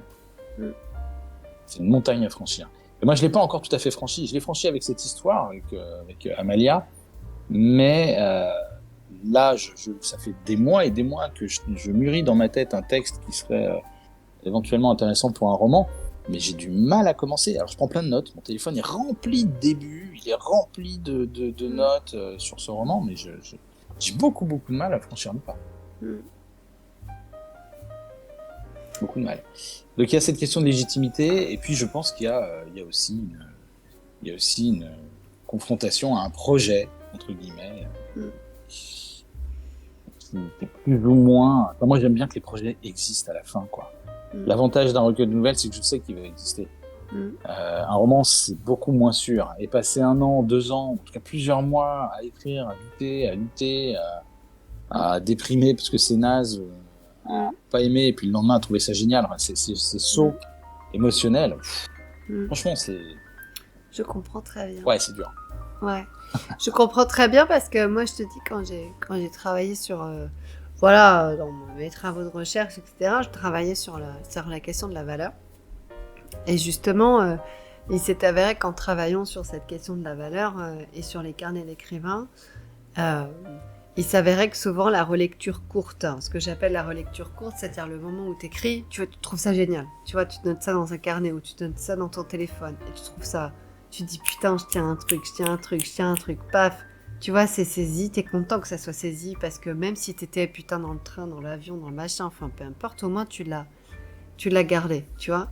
Et puis il s'avère que ce que j'appelle la relecture courte, c'est que le lendemain, peu importe, le lendemain, tu prends ton téléphone, ton carnet, ton truc, tu relis et tu te dis, mais tu vois, vu qu'il y a, tu parles de sursaut émotionnel, là il y a la descente émotionnelle, c'est la détumescence émotionnelle, tu vois, tu lis le truc et tu dis, mais pourquoi j'écris ça et pourquoi c'est bien et pourquoi j'ai trouvé ça bien et en fait non, c'est plus bien et puis voilà, tu vois. Et du coup, il y a ce moment aussi où, relisant le truc, cette relecture courte fait que tu vois, une espèce de... Je sais pas si t'aimes Gaston Lagaffe. Moi, je suis une fan de Gaston Lagaffe. Et tu sais, Gaston Lagaffe, je suis désolée pour la ref, mais tu sais, Gaston Lagaffe, il a un pote qui est toujours déprimé. Et tu vois, et Gaston, il essaie toujours de lui faire des trucs et tout, Voilà, et à chaque fois, le pote, il voit que le négatif. Et là, c'est le moment Gaston Lagaffe où tu vois, le mec, il lit la notation, il lit la note, machin, dans le téléphone, dans le carnet, il se dit, mais en fait, non, c'est complètement merdique, etc. Et en fait, il pourrait déprimer un régiment. Et ça, c'est la relecture courte. C'est-à-dire qu'à partir du moment où, émotionnellement, où la note est en quelque sorte dépossédée, voilà, du moment émotionnel où elle a été écrite, elle te paraît un peu fadasse, quoi, tu vois. Et puis en fait, si tu la laisses un peu mûrir et que là, tu as la relecture longue, c'est-à-dire que tu attends, alors je sais pas, tu attends 15 jours, tu attends 3 semaines, tu attends 1 an, tu attends 2 ans, tu vois, quand tu parlais tout à l'heure des carnets que tu n'as pas ressortis, tu vois, depuis quelques années, etc., on peut supposer que tu ressors le truc dans 2 ans et puis tu te dis, à un moment où peut-être il y a un vide créatif ou je sais pas quoi, tu te dis, ah putain, ça va être ma base en fait. Tu vois, et tu redonnes de la valeur à un truc qui en fait, en relecture courte, n'en avait plus. Et c'est ça qui est, je trouve, est terrible dans la création. Hein, tu vois, tu parlais d'ascenseur émotionnel, c'est ça. C'est-à-dire ce moment où tu écris, tu trouves ça génial, et puis en fait tu laisses reposer, mais finalement tu laisses reposer à court terme, et puis tu trouves ça nul, et puis après, à long terme, tu trouves ça génial, etc. Donc, il y a vraiment, et quand tu parles de l'écriture d'un roman, c'est-à-dire qu'il faut une sorte... C'est pour ça que je te posais tout à l'heure, tout au début, la question de la discipline ou la question de la routine. Tu vois, moi j'ai travaillé sur ça, sur des auteurs qui, tous les matins, se disent « Ok, je vais lire 50 pages, et puis après, je vais écrire 10 pages, et puis après, je vais faire 3 kilomètres à pied, et puis ensuite, je vais revenir, et puis ensuite, je vais me mettre à mon roman. Mais alors, mon journal intime est écrit sur un cahier, et puis mon roman va être écrit sur un carnet. Et puis, tu vois, ils vont dissocier tous ces moments créatifs pour essayer à la fin d'avoir cette sorte, voilà, je te dis de discipline ou de routine qui va faire qu'ils vont tenir à la fin jusqu'à ce que le roman aboutisse. Voilà. Et c'est pour ça que je te pose cette question, voilà, du carnet, du machin, le truc, parce que, en effet, à partir du moment où tu envisages une sorte de création au long cours, ça veut dire qu'il n'y a pas seulement l'idée. Tu vois, il n'y a pas seulement, en fait, l'idée de départ et ensuite la validation de l'éditeur à la fin. Tu vois, il y a tout ce travail de fond au centre qui fait que déjà, il y a une mise à l'épreuve de soi. Et ensuite, il y a cette mise à l'épreuve de soi qui est pas seulement dans tes seules capacités littéraires ou tes seules idées qui vont mûrir chapitre après chapitre, mais aussi dans ta propre discipline personnelle. Tu vois, moi j'admire beaucoup, par exemple, les gens, alors je change complètement de sujet, mais tu vois, qui font du sport. Tu vois, qui disent, ouais, le matin, je me lève à 6h et puis paf, je fais mes squats et mes pompes et mes trucs, et après paf, je pars au boulot, et après paf, je reviens et je fais ça, etc. Mais en fait, les sportifs sont des écrivains en puissance. Enfin, c'est vrai. Non, mais parce qu'il y a cette sorte de cadre, tu vois. Et moi, je l'ai ressenti quand je faisais ma thèse, mais moi, je suis pas écrivain du tout, hein, tu vois, mais qui faisait que pendant des jours, tu culpabilises de pas écrire. Et puis, à un moment donné, ça arrive le jour, ça arrive la nuit, paf, paf, paf, t'as ton cerveau, tu as l'impression que ça va exploser, paf, il y a 20 pages qui sortent, paf, et puis après, t'as une fois encore une moment de descente, etc. C'est-à-dire qu'en fait, dans l'idéal, il faudrait, dans une écriture au long cours, notamment dans une écriture romanesque, qu'il y ait cette sorte de... Enfin, je pense que le cerveau, enfin je sais pas, il faudrait un spécialiste de sciences cognitives là, ou des neurosciences, enfin voilà, qui soit là avec nous ce soir pour nous dire justement comment le cerveau peut fonctionner au long cours, tu vois. Parce que en fait, je pense que dans n'importe quel travail, alors après, je parle trop là déjà, je vais te reposer des questions pour que tu reprennes la parole, mais moi c'est vraiment un truc que j'ai vécu, à savoir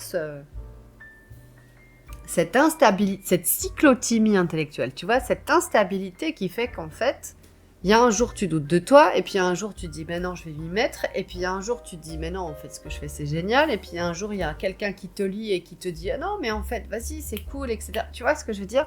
En fait, cette instabilité-là, je la trouve terrible pour un écrivain. Bah, sans vouloir voilà, peut-être que je me trompe, hein, tu vois, sur cette question du processus créatif. Mais moi, je trouve que là, tu vois, quand tu me dis la difficulté... Enfin, la nouvelle, c'est une... Je vais pas dire que c'est une satisfaction immédiate, parce que c'est pas vrai, tu vois. Il y a comme tu disais tout à l'heure, il y a le premier jet, il y a la relecture, il y a le... Voilà. Mais elle a cette satisfaction, enfin, elle te produit cette sorte de satisfaction parce qu'elle est dans un temps court. Voilà. Et... Oui, mais totalement. Ouais. Totalement. Elle a cette satisfaction du temps court, c'est vrai. Mais ça veut pas dire qu'elle n'est pas travaillée, hein. C'est pas ce que je oui, sous-entends. elle a cet avantage que moi j'aime beaucoup, justement j'allais dire de la synthèse, mais c'est même pas une question de synthèse. C'est au contraire. Moi, dans mon travail d'écrivain, j'ai tendance à quand même en mettre beaucoup. Là, je vise ma discipline d'écriture, c'est plutôt d'être vers le minimalisme, vers la sobriété. Alors, j'en suis loin, hein. Mais c'est quand même ce que j'essaie de travailler. Mais j'aime bien, moi aussi, les écrivains, et tant mieux que je les aime bien, parce que je pense que j'ai ce défaut, des écrivains qui chargent, qui tournent, qui fouillent. J'aime bien voir ce processus d'écriture chez certains écrivains.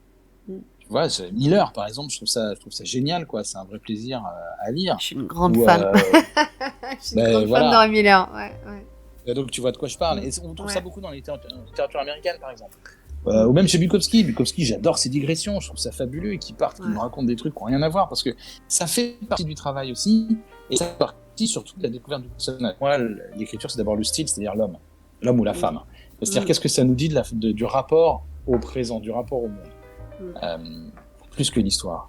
J'ai beaucoup lu Russell Banks aussi pendant un temps, alors que c'était pas. Enfin, tu vois, en termes de. Tu vois, des mecs comme ça qui. Justement, qui. Oh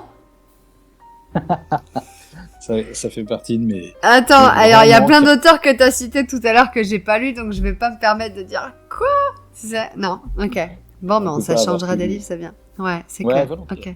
Eh ben, Russell Banks, ouais. Mais en tout cas, dans le travail d'écriture de la nouvelle, il y a justement cette obligation, entre guillemets, d'être court, quoi. Donc, d'être synthétique, d'aller chercher. Mon travail d'écriture, en fait, c'est une introspection sur un sujet précis. Et quand j'ai atteint l'explication d'un mouvement, d'un mouvement psychique, d'une mécanique, d'une mécanique traumatique ou tu vois, je vais pas chercher tellement plus loin. Ça m'intéresse d'avoir résolu un truc, et c'est un moment de vie un peu comme tu pourrais, notamment un avion, c'est assez propice à ça. Tu peux te poser une question spécifique dans un temps donné, et une fois que l'avion atterrit, tu oublies même que tu t'es posé cette question-là. Ouais. Ça, c'est pour ça que la F-17, c'est aussi intéressant à ce niveau-là. C'est une mise en abîme psychique. Sur la psychologie des personnages, ça m'intéresse. Et le roman, tu peux prendre plus de temps, mais donc c'est plus compliqué de connaître la limite. C'est plus compliqué de savoir si tu vas pas trop loin. C'est plus compliqué de maintenir le rythme. C'est plus, tu vois. En revanche, je n'ai pas j'ai pas je pense que j'ai dépassé ça peut-être de façon un peu forcée. Mais la peur comment dire, d'être déçu. Quand je me relis aujourd'hui mes notes, ce que tu appelais la relecture courte, en fait, j'ai plus la déception. Pourquoi ? Parce que je sais que si j'ai écrit ça à un moment, ça faisait sens. Mon travail, c'est d'essayer de retrouver ce que j'ai voulu dire. Mais je ne juge plus ce que j'ai fait. C'est beau. Je ne juge plus. Je l'ai fait. En fait, j'ai assisté à une interview un jour de Nicolas Ray, écrivain français par le réalisateur américain, qui était interviewé. Il faisait une dédicace dans une FNAC, et il y avait une petite conférence avant. Il y a une femme dans l'assistance qui a levé la main et qui a dit est-ce que vous aimez ce que vous écrivez ? Et Nicolas Ray dit je trouve ça génial. Ouais. Quand j'écris, je trouve ça fabuleux. Il ne cite pas cette phrase de Bukowski, mais qui est une phrase que j'adore. Il dit quand vous écrivez, vous êtes en contact avec les dieux. Et c'est effectivement ça. C'est génial, vraiment, j'adore, je m'éclate, ce que je fais, c'est fabuleux. Et le lendemain, je dessoule. Alors, dans le cas de Nicolas Ray, je pense que c'était au sens propre. Mais et de Miller aussi, en fait, et de Bukowski aussi, c'est-à-dire qu'en fait... Surtout. Et d'Hemingway, probablement. Et de tout à fait. Mais t'as raison. Mais je pense que d'avoir entendu ça m'a permis de me dire, ok, il met les mots sur ce que je vis, ça me permet de le dépasser. Et j'ai mis du temps à me dire, la question n'est pas, est-ce que ce que tu as écrit hier est bien ou pas, mais si tu l'as écrit, qu'est-ce que tu vas en faire ? Pour quelle raison ? Exactement. Et donc, quand je relis mes notes, et c'est pour ça qu'aujourd'hui, quand je prends des notes, je cherche même plus à bien écrire. Si ça vient et que je trouve ça cool, super. Mais mon objectif n'est plus de bien écrire. C'est pas là que j'écris en fait. Là, je note quelque chose qui à un moment fait sens, et mon travail en tant que relecteur est d'essayer de retrouver le sens. Donc je me pardonne absolument tous les trucs pourris qui traînent dans mon téléphone. C'est balèze. Et c'est aussi pour ça que... Je sais pas. Ah, alors, attends, il faut que je fasse un truc, j'ai plus que 10% sur mon téléphone. Si je fais ça, est-ce que tu m'entends? Tu m'entends? Je t'entends. Oh bah alors ça marche, je vais pouvoir le brancher. Ouais, c'est bien. Mais j'ai plus trop de questions, tu sais, ça fait 2 heures qu'on discute. Hein. Ça me peut-être une demi-heure. J'ai plus trop de questions en fait, tu vois. Là, je pense qu'on a bien échangé. Peut-être que, est-ce que j'ai des questions est-ce qu'il y a des questions que j'ai pas posées que tu voudrais que je te pose? Je veux dire, est-ce qu'il y a des choses que tu voudrais dire et que j'ai pas dites? Est-ce que tu vas sur le travail d'éditeur? Est-ce que du coup, sur l'édition, tu lis d'autres gens? Comment ça se passe? Alors,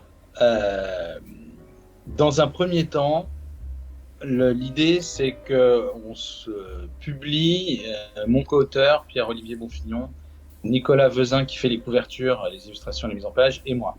Okay. Pourquoi? Pour une raison purement économique, en fait. C'est une toute petite maison d'édition. Et moi, j'ai pas aujourd'hui encore les moyens de faire des avances sur à des auteurs qui seraient pas nous. Je peux pas me permettre ça. En revanche, l'objectif, il est clairement de publier d'autres personnes, bien entendu. Pour 2 raisons. D'abord parce que il y a un moment où c'est assez masturbatoire de s'éditer soi-même et ça va finalement pas très loin. Et puis il y a aussi la volonté de partager cette aventure avec le plus de gens possible, y compris des auteurs, et peut-être même surtout. Donc non, l'objectif à très court terme, je pense avant la fin de l'année, d'ailleurs je te parlais d'Eric Senap tout à l'heure, c'est de pousser pour qu'il écrive, lui sur Londres, et lui il connaît par cœur. L'objectif avant la fin de l'année, c'est de publier d'autres gens, d'autres auteurs. Voilà, si ça répond à Est-ce que tu crois, en partie, est-ce que tu crois pas, alors comment ton regard, enfin, je veux dire le regard sur tes propres écrits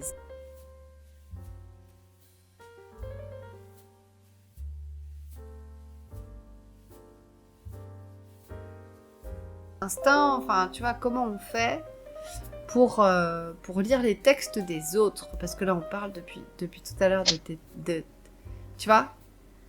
Je dis bonjour à Taonou aussi qui vient d'arriver. Bonsoir Tardif. Salut Taonou. Bonsoir et merci d'être là. J'ai pas une grille factuelle. J'ai pas posé des critères sur un tableur Excel. En revanche, j'ai une grille émotionnelle. Moi, je sais ce que j'attends de la collection. Je sais ce que j'attends des auteurs qui vont y contribuer, et j'espère que je les brieferai suffisamment bien pour que les textes qu'ils vont me rendre seront cohérents. L'idée, c'est encore une fois le seul critère, ça va être: est-ce que le texte me donne le sentiment d'être dans le pays ou la ville dont il est question. Tu vois. C'est le seul critère. Alors, attends, il faut que je branche mon téléphone parce qu'il n'est plus qu'à 10% et je suis un peu inquiet. Il ne veut pas se charger. J'ai peur que ça coupe au mauvais moment. Bon, on va voir. Attends, laisse-moi juste vérifier que oui, il est bien branché, tout va bien. Normalement, on ne devrait pas avoir de soucis. T'as plus de caméra, Bertrand. Voilà, ça va revenir. Mais voilà. Donc, est-ce que les histoires, d'abord, est-ce que les histoires sont vraiment propres au pays ou à la ville en question? Et est-ce que ça me donne, d'abord, est-ce qu'il y a un enthousiasme, un élan qui donne envie d'aller dans le pays, hein? Encore une fois, l'idée c'est le voyage. Et est-ce que ça me parle, est-ce que ça traduit est-ce que ça traduit l'âme du pays, en fait? Si ça répond à ces 3 critères, moi, il n'y a pas de raison que je ne publie pas derrière. Et c'est justement pour ça, mon intuition, mon projet, c'est d'aller chercher des auteurs de guides touristiques. Par exemple, je vais te dire, voilà, j'en connais plein. Dans le coin, dimanche, quand je suis venu, j'ai acheté ça. Ouais. Que c'est deux auteurs tout seuls en fait, qui ont écrit tout le magazine. Et je me dis, si c'est bien écrit, ils connaissent super bien l'Italie, pourquoi pas leur proposer de faire un recueil sur l'Italie, tu vois. Donc d'aller chercher qui connaissent les pays. Ok. Moi, j'ai une question que tu m'as pas posée, que j'aimerais bien te poser. T'as parlé des F-17, mais qu'est-ce que t'as pensé d'Amalia? Je l'ai pas fini. Ah. Alors du coup, Ok. à partir du moment où je l'ai pas fini, je n'en parle pas. Très bien. Eh bien, c'est une bonne réponse. Non, mais alors là, pour le coup, on va être très clair. Il est là. Tu vois, je te mens pas. Voilà. J'ai lu à F-17. J'ai pas fini à la recherche d'Amalia D. Mais on en discutera tous les deux si tu veux en off. Mais je l'ai pas fini. Et donc, comme je suis une staccanoviste de l'analyse et de la littérature, il est hors de question que je fasse semblant, tu vois, de l'avoir lu ou de faire ma chroniqueuse littéraire de comptoir en se disant oui, blablabla, machin, en allant chercher des résumés sur internet ou autre. Je n'en parlerai pas puisque je ne l'ai pas fini. Voilà. Écoute, merci de cette franchise. Non, mais ça c'est clair et net. Hein. Par contre, moi je suis quelqu'un d'assez carré sur ça. Je n'invite pas d'auteurs dont je n'ai pas lu les ouvrages et je ne parle pas des ouvrages que je n'ai pas lus ou que je n'ai pas lus en totalité. Voilà, donc ça c'est clair. On parle des pays où il est jamais allé, hein, mais oui, je comprends. Ouais, mais du coup, moi moi je ne parle pas. Tu sais, c'est Rousset qui a fait beaucoup de bouquins là-dessus. Comment parler des livres qu'on n'a jamais lus. Hein, je ne sais pas si tu connais ce texte qui est absolument génial. Eh bien, moi, je ne parle jamais des ouvrages que je n'ai jamais lus. Est-ce que je peux te poser une dernière question très compliquée? Et autant que tu veux, hein. Ok, et on s'arrêtera là parce que, enfin, je veux dire, t'es dans ta chambre d'hôtel, t'as plus que 10% sur ton téléphone. Enfin, tu vois, je veux pas. Voilà. Attention, c'est une question très compliquée. C'est une question très compliquée que j'ai rédigée en lisant AF-17 pour New York. Tu vois, c'est ma question résomptive. Tu vois, c'est le résumé de voilà. T'es prêt? Le rêve déchu est-il soluble dans un cocktail de prédilection?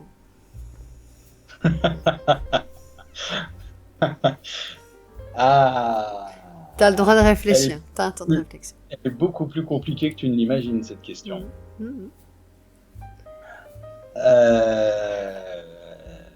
En fait, c'est une question qui me touche beaucoup. C'est une question qui me touche vraiment beaucoup. Je mets beaucoup d'émotions dans l'art de la mixologie, en fait. Beaucoup. Ça dépasse le plaisir snob de prendre des photos de cocktails bleus pour Instagram. Il y a quelque chose de beaucoup plus profond. Et notamment dans l'ordre de la rencontre. Donc, pour te répondre, oui. Tu sais, il y a cette phrase de Duras, justement, que je trouve hallucinante, qui dit « Pourquoi on boit ? Parce que Dieu n'existe pas. » Et je pense que c'est ma réponse. Je ne ferai jamais mieux que ça. C'est-à-dire que le rêve déchu, bah oui, il est soluble dans un cocktail, parce que justement, c'est peut-être le seul moyen qu'on a de résister à la déception. C'est pas le seul, mais c'est un moyen assez efficace.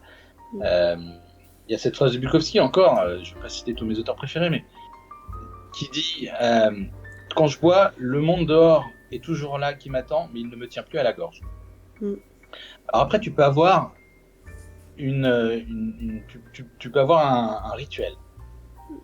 Tu peux avoir un rituel à la Bukowski, et j'ai tout le respect, je trouve ça une noblesse absolue, c'est d'aller boire le plus mauvais alcool possible, parce qu'au moins il est accessible à tous. Et tu peux aussi aller cultiver une forme de décadence absolue en allant boire des cocktails hors de prix. Parce que justement, dans la décadence, il y a une vérité. Il y a cette phrase, je ne sais plus qui, je vais arrêter de citer des gens, ils le font toujours mieux que moi, mais qui dit, je crois que c'est Cocteau, mais je ne suis pas sûr, qui dit la décadence, c'est ce moment ultime où une civilisation atteint son sommet. Et donc elle décroît. Et je trouve ça assez juste, en fait. Et ça peut être une civilisation intime, ça peut être un moment de la journée, ça peut être une déception, ça peut être quelque chose de l'ordre de notre propre civilisation intérieure. Donc oui, et c'est vrai que je suis obligé de l'avouer, je cultive un peu ce goût-là. Le cocktail de prédilection.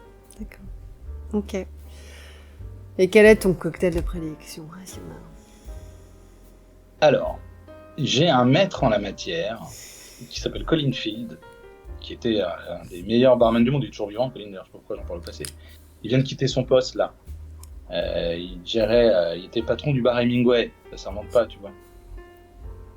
Et qui a une phrase que je trouve absolument hallucinante, qui dit « Nos chemins de vie nous conduisent inéluctablement vers le dry martini ». Alors, je suis assez d'accord. Maintenant, j'en suis pas à ce stade. Ok. Aujourd'hui, mon cocktail préféré, c'est ce qu'on appelle un sidecar, avec un cocktail que j'adore, avec un grand classique, c'est du cognac, du Cointreau et du citron. Oh putain, je connais pas. Sacré. Ok. On n'est pas obligé de connaître, hein, c'est un piège de connaître. Non. Ouais, ok. Très bien.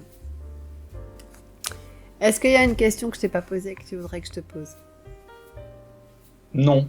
Moi, j'en aurais plein à te poser, mais... Je t'en ai posé plein, hein. T'as vu, j'ai essayé d'être la plus fine possible. Alors, fine, je sais pas si c'est le terme, mais en tout cas, j'ai essayé d'explorer le plus, voilà, tout ce que j'ai lu de toi, à la fois en termes de littérature, on va dire primaire, c'est-à-dire un FT7 pour New York, et en littérature secondaire, c'est-à-dire, voilà, ce que, tu vois, cette fameuse description que tu n'as pas écrite, mais qui est écrite sur toi. Le pain sans rire de bon goût, mais je te dis, j'ai retenu cette expression parce que je trouvais ça chouette. Merci beaucoup, en tout cas, vraiment, ça a été, voilà, encore un super échange, tu vois. Je m'aperçois que ces causeries, elles sont super pour moi, mais que les gens qui sont présents n'osent pas poser des questions. Je pense que je sais pas, j'ai un pouvoir, je sais pas si c'est un pouvoir, mais tu vois, on est tellement tous les deux là, tu vois, que les gens n'osent pas nécessairement poser des questions et que tu vois, on a fait comme s'il n'y avait pas de chat en fait, oui. Comme si c'était, tu vois, bon voilà. Peut-être qu'il faudrait que je revoie les choses pour que ce soit plus interactif. En tout cas, bon, tant pis pour le chat ce soir et merci Bertrand Ploquin pour cet échange une fois encore super. Voilà, super nourri et très voilà, et pour moi très, je sais pas comment dire ça, très nourrissant, voilà. Merci pour tout, bonne soirée à Saint-Brieuc. Et voilà, et je veux pas vider ta batterie de téléphone, mais en tout cas voilà, merci. C'est pour ça que j'ai enlevé mon casque, c'est pour pouvoir le brancher. Ok, eh ben en tout cas, merci beaucoup Bertrand, c'était super. Merci. Voilà, enfin le mot super, je le déteste, mais tu vois, ça fait 3 fois que je le dis, c'était vraiment très instructif et vraiment très bien. Et voilà, je ne me ferai pas de sidecar ce soir, mais je veux quand même essayer. Merci pour les gens qui ont été là et qui ont participé intérieurement à notre échange et qui n'ont pas osé intervenir. Je sais que parfois je suis très dans les questions techniques, etc. et que peut-être que pour une chaîne qui se veut vulgarisatrice, c'est pas le bon plan. En tous les cas, voilà. Merci Bertrand. À très bientôt. J'espère que j'ai apporté des réponses à toi. Les questions étaient très pertinente, mais je suivais ta chaîne et j'avais un peu la pression. Donc, c'est vrai? Ah non, surtout pas. Non, surtout pas. Et je te le dis maintenant, tu vois. Ok, bon. Non, pas de pression avec moi, surtout pas. Merci Bertrand, en tout cas. Je coupe. Avec grand plaisir. Bonne soirée. Merci beaucoup, en tout cas, d'avoir été là. À bientôt.